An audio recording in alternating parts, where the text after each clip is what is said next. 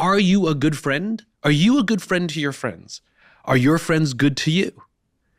You know, who do you call people when you are stuck and down? Or do you make TikTok videos by yourself?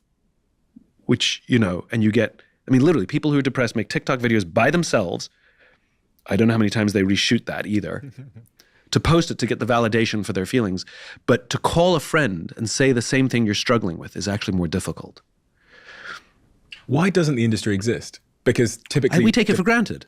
Yeah, so the demand isn't there for those kinds of things. But that's the problem, which is I think the demand is there, we don't realize it, right? Like we know that our relationships fail and our marriages fail, so there's an entire industry to help us maintain better relationships. Well, friendships fail, and we think we have friends, yet we still struggle and feel lonely.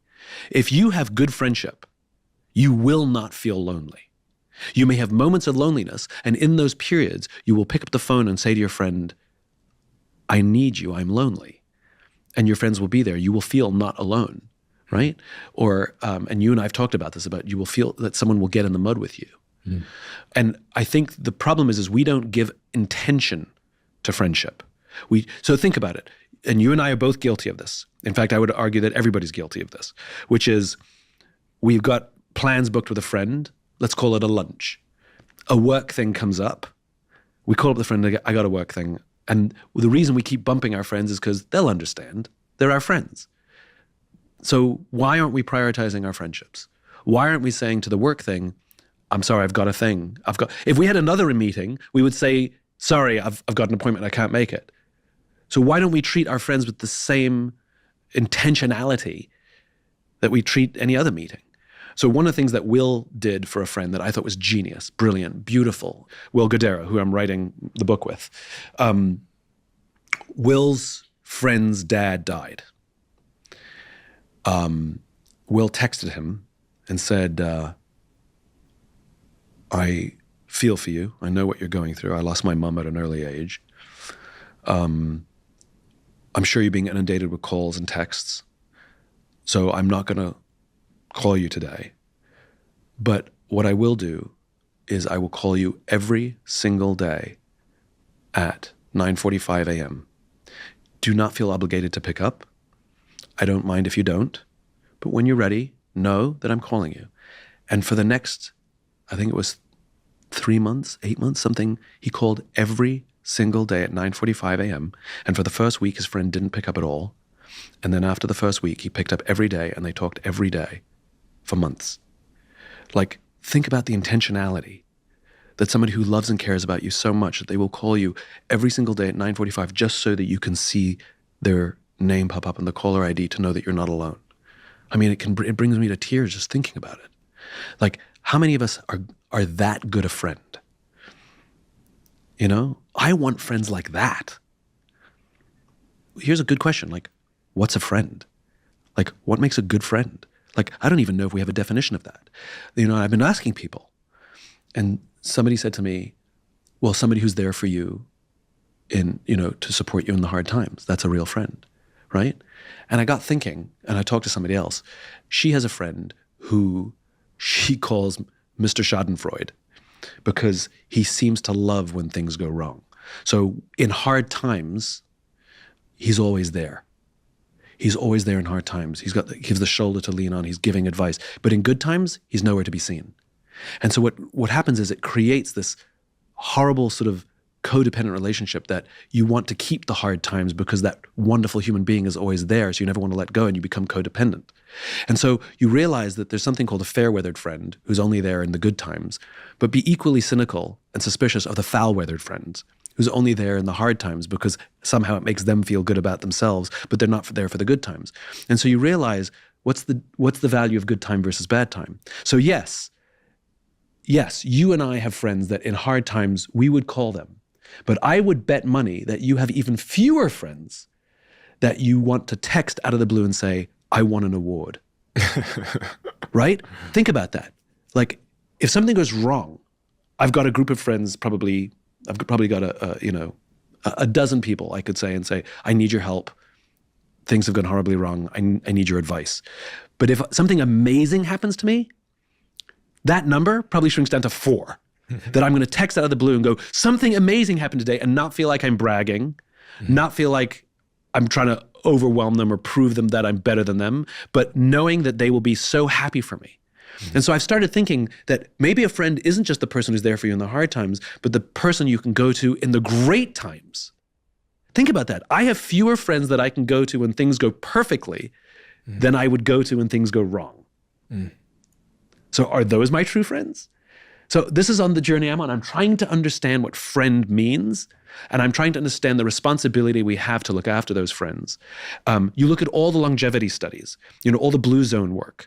Sure, they eat healthy. Sure, they walk a lot, but they also eat with each other.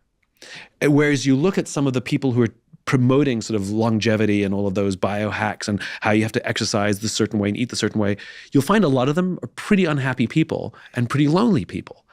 I don't think they're going to live very long, right? So here's a crazy, crazy one. Here's a crazy, crazy one. Physiologically, right? What are the most important organs to keep strong for longevity? Like, we know the data, right? So I'll tell you what they are, right? Number one, heart, obviously. That makes perfect sense, right? You got to have a healthy heart if you want to live a long time, right? Second one, lungs. Got to have healthy lungs to live a long time. Cardio and all the rest of it, right? Don't smoke. Like, we know that. Makes perfect sense. Do you know what the third most important organ is? I don't know. I was going to say the brain, but... The thighs. Thigh muscles are so if you have a healthy heart, healthy lungs, and healthy thighs, statistically, you're more likely to live longer. I know, I said the same thing. Thighs? Do you want to know why? Because historically, thighs are the most important muscle responsible for what? Motion, walking, right? Not exercise, social, going to visit your friends. Before there were cars, before there were trains, we had to walk to go visit our friends. And so people who are mobile, if you're more mobile, you're more likely to maintain friendships, which means you're likely to live longer. So the three most important organs to keep healthy historically as human beings: heart, lungs, and thighs for mobility, thighs for sociability, which I think is amazing that we never thought about. So all of these things that, technology has interrupted, mass transportation, cars, social media, all of these things, they've interrupted our ability to make friends, proper friends where you can look each other in the eye. You and I could do this over Zoom. It wouldn't feel the same. No. But the macro, so the remote work culture, the rise in, as you say, screens and phones, optimizing interaction out of our lives. I mean, if you think about social networking or Uber Eats or, I don't know, Deliveroo, you're living your life behind a screen in white walls now.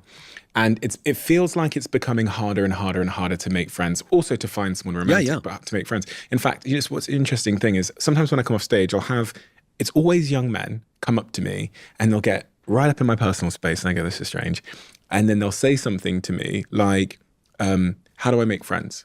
And I respect them so much for saying it because I can see how difficult it is for them to utter those words. And I reflect on I was doing something at Canary Wharf and a kid in the front row, in a crowd of 500 people, they're all wearing suits because they're working in the corporate world. He's surrounded by 500 of his peers, his age, in the front row past the microphone. His question to me on stage is, how do I make friends? Yeah.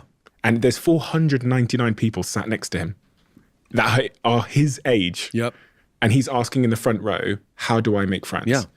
And it's so moving because, looking down on that individual surrounded by people, I'm like, well, the simple brain goes, well, just turn to the person next to you and introduce yourself. But clearly that was not the answer. Because if it was so simple, he would just do that. And you said something interesting as well, which I think maybe overlays with that, which is that we've kind of lost the art or the skill of making friends. Yep. What would you have said to that kid? So I'll tell you by way of a story how I would answer that. So a friend of mine was struggling. Her career, it wasn't going as well as she'd wanted. And her marriage was in a bad place. So in other words, when it rains, it pours. She couldn't get a break, right? And she was in a really bad place. And so she knows what I do for a living. So she asked me, can you help? Can I come and talk to you and get some advice? And I said, of course. And so we had a standing Wednesday meeting, get together. We got together every Wednesday for 90 minutes. and she would tell me what was going on in her life. I gave her some advice. She felt amazing when she left me. It lasted about 2 days, and then she'd go back into her slump, and then we'd get together the next Wednesday. She'd feel amazing for about 2 days, and she'd go back into her slump, and this went on for months. This was our pattern, right? So I thought I was doing good work, and then I'd just rinse and repeat, right? Then I remembered my own work, and I remembered Alcoholics Anonymous, which is the final step. The 12th step is service. Helping somebody who's struggling with the problem you're struggling with, right, is the way to actually help you overcome your problem. So I have struggles, I have needs, I have insecurities, and I don't have a safe outlet to talk to. So she's one of my closest friends in the world. I trust her implicitly. So I said to her, I need the coaching as well. Can we split our time? 45 minutes for me, 45 minutes for you. And she agreed. And I knew what I was doing, right? There was kind of an experiment happening, which I didn't let on, which is I wanted her to help me as a way of helping herself. And so what ended up happening was it would cease to be 45. We got together, and for 90 minutes we talked about me. And then the next Wednesday, we got together, and for 90 minutes we talked about me. And then we got together, and for 90 minutes we talked about me. And within about 3 or 4 weeks, her life was full on back on track, fully back on track. Because when you help someone with a thing that you're struggling with, you actually end up solving your own problems. Mm-hmm. And so what I would say to that kid is find somebody who's struggling to make a friend and help them make a friend. Make it an act of service.